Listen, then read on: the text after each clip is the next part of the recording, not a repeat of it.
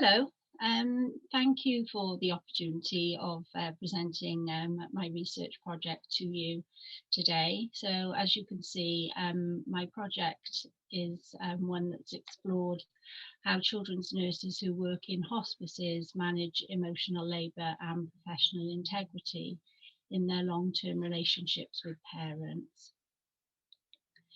So the background for the study, as we all know, children with complex life-limiting conditions live longer.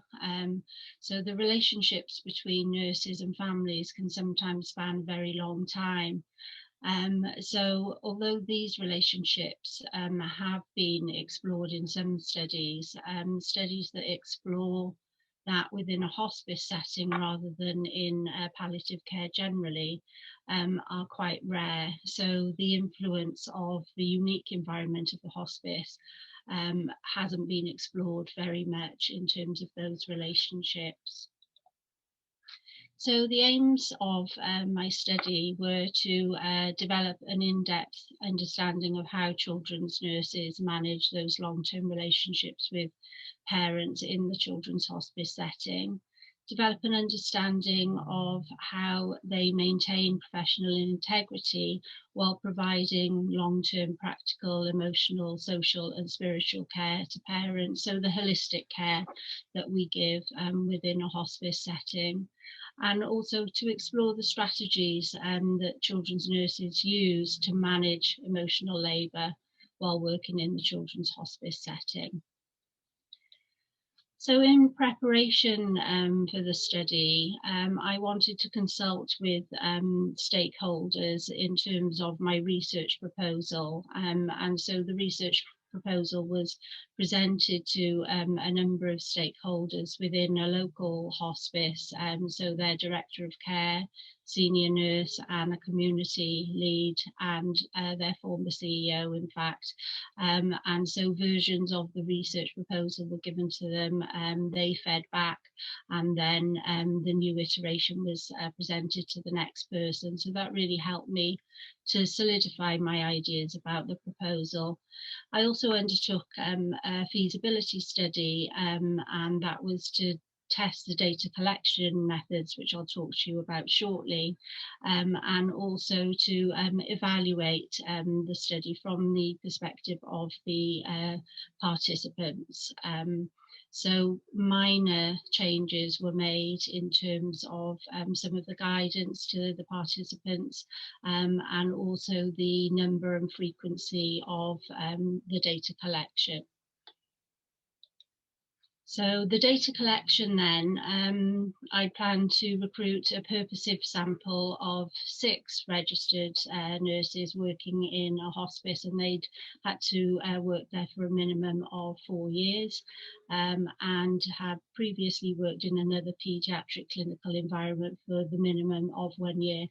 And the rationale behind that was that they would have something to compare hospice work to, because obviously I was trying to explore what was different about working in the hospice to what may be different working somewhere else. So they were asked to tell the story of their shift spent delivering day or short break care to a child and family they've known for at least 3 years. So this project doesn't cover end of life care at all, because obviously that would bring in many other variables to that relationship and the way you might interact on any particular day. So the participants recorded an audio diary on a mobile phone as soon after the shift as they possibly could, because what I wanted to collect was their immediate thoughts after their interaction with the family. And they transmitted that data to me via WhatsApp.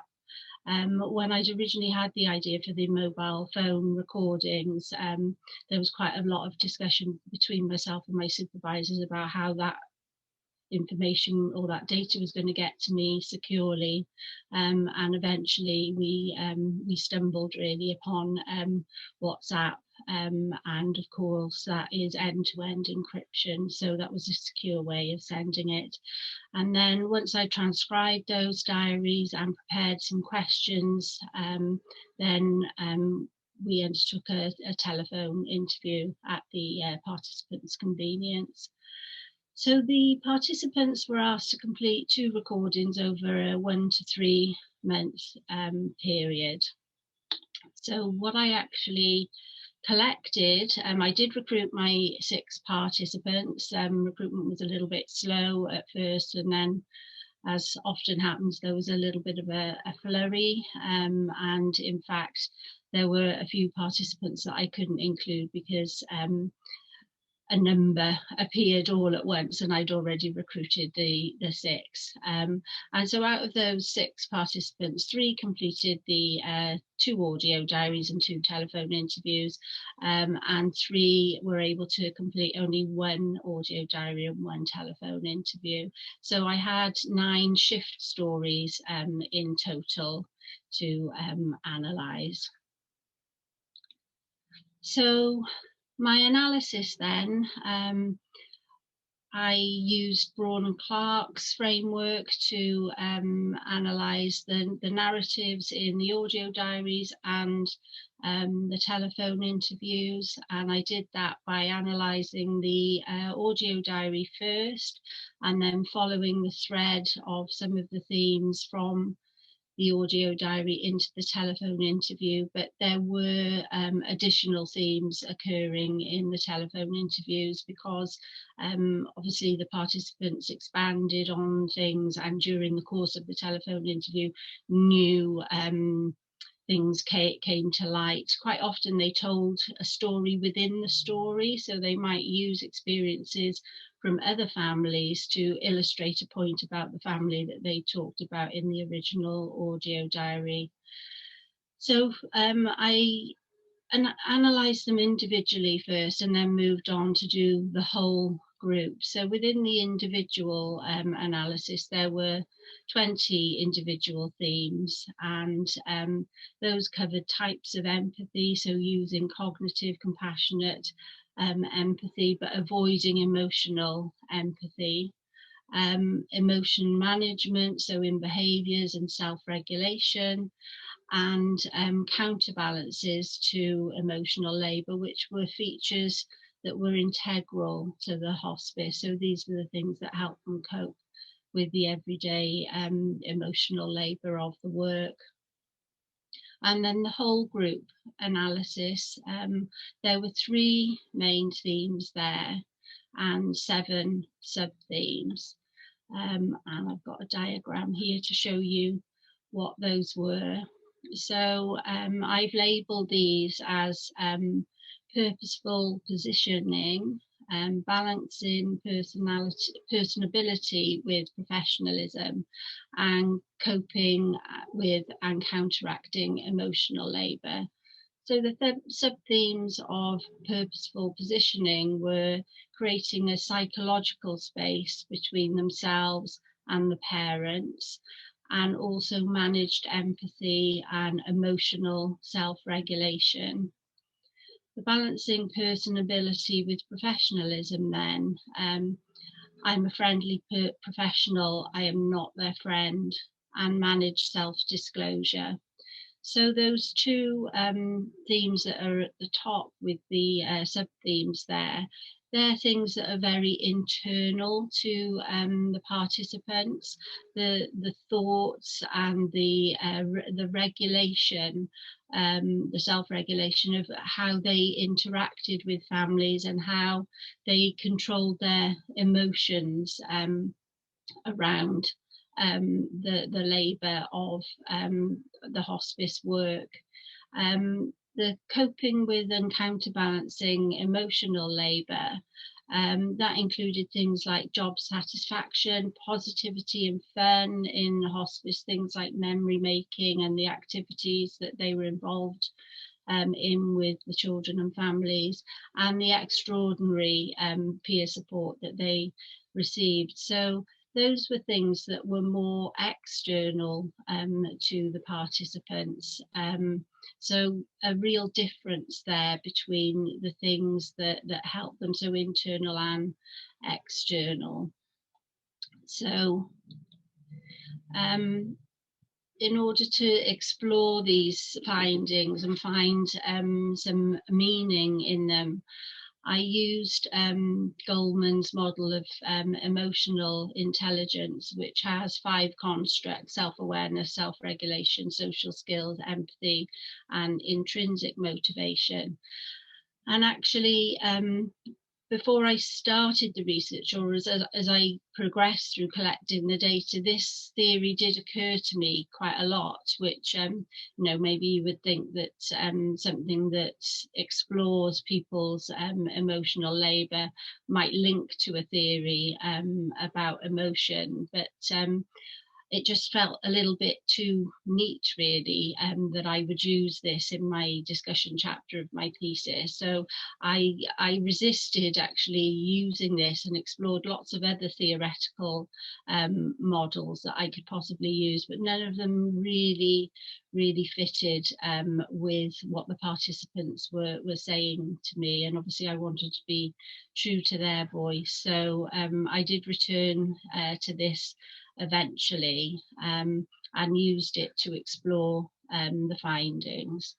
And what I found really was that, as I said, the 2 themes you can see there, purposeful positioning and balancing personability with professionalism, they were all about using emotional intelligence. So there was all the constructs of Goleman's model were appearing in the participants' accounts of how they managed their relationships with families that they'd known for a long time. And initially, when I thought about emotional intelligence theory, the things that I'd identified with the coping with and counterbalancing emotional labour, I thought that they would probably sit outside that emotional intelligence model. But in fact, the more I read about emotional intelligence, the more I found that the things that they were talking about within that coping with and counterbalancing theme, they were things that you either needed emotional intelligence for, or that built emotional intelligence, or correlated with emotional intelligence. So I separated those into using emotional intelligence and building emotional intelligence. But in fact, there's almost a circular relationship there. So for example, job satisfaction. Research says that people that are satisfied with their jobs are likely to have emotional intelligence because they can problem solve in a better way and so on, but also that having job satisfaction builds emotional intelligence. And that was true of the other factors such as peer support and the positivity and fun. So my implications and recommendations for nursing practice, then, because obviously this was with registered nurses, is that my findings indicate that emotional intelligence is an important component of successfully managing the emotional and relational challenges of children's hospice nursing. And my suggestions for putting this into practice and taking this forward really are that it could be used in recruitment to test emotional intelligence as part of the recruitment process. And that might help to recruit those who are most suited to manage the emotional and relational aspects of the role, and also possibly address retention, because of course if you recruit the right people in the beginning, they're more likely to stay, and as we know, Together for Short Lives have published reports about difficulties in recruiting and retaining nursing staff. So it might be useful for that aspect. It could be used in relation to staff development, so raising awareness of emotional intelligence, because it has been found that in fact many nursing staff are not aware of what emotional intelligence is.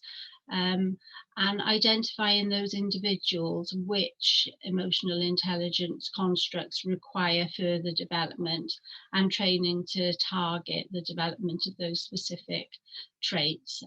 Clark there, I've referred to Clark because what he actually says is that you should not try to train for emotional intelligence overall. It should be very targeted at specific traits of emotional intelligence.